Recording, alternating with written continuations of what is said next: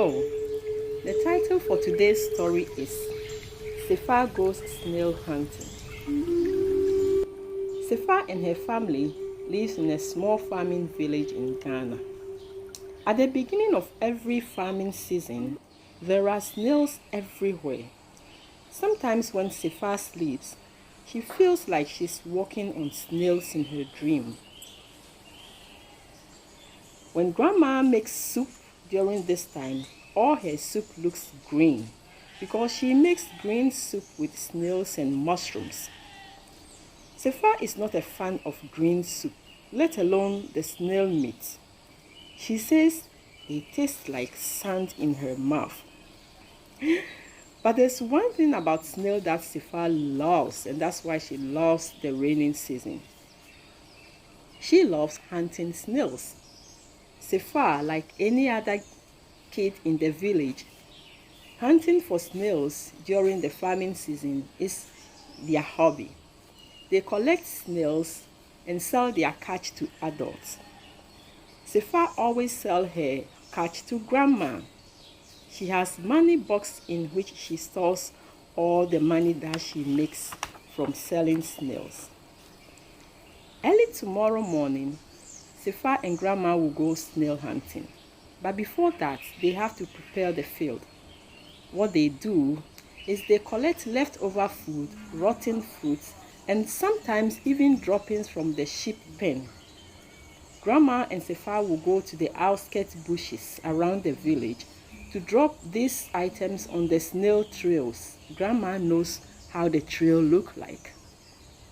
Sometimes during the night, it will rain and this leftover food become mushy and watery. Exactly how snails like them.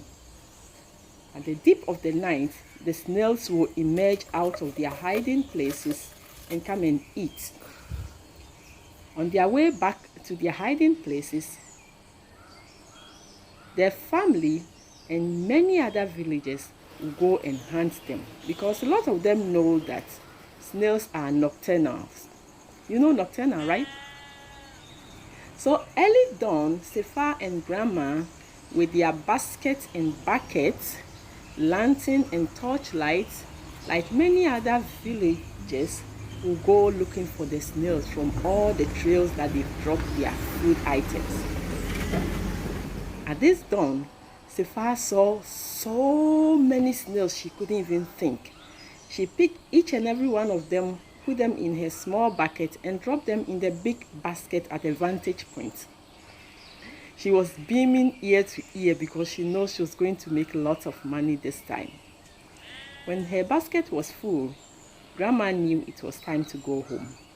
Grandma helped Sefaa to carry the basket on her head. Sefaa says carrying snail is very heavy because snail is actually heavy because of the shells. When Sefaa got home that morning, she counted all the snails that she found and sold them to Grandma. Lots of money for her.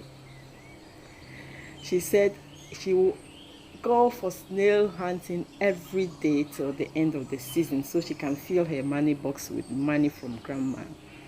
Grandma also buys snails from other children in the village. She keeps all the snails that she buys into a big clay pot at the yard.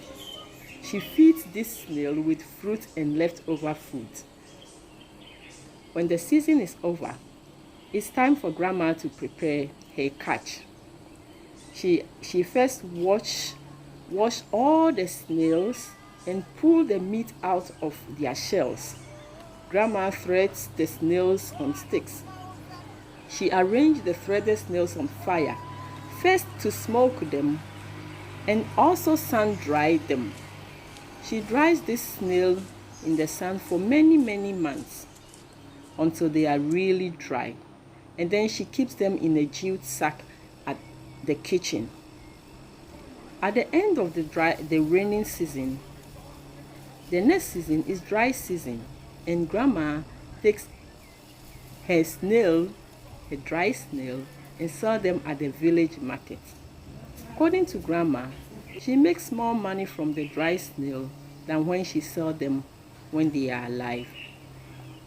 And she makes soup, especially palm nut soup. from these dry snails.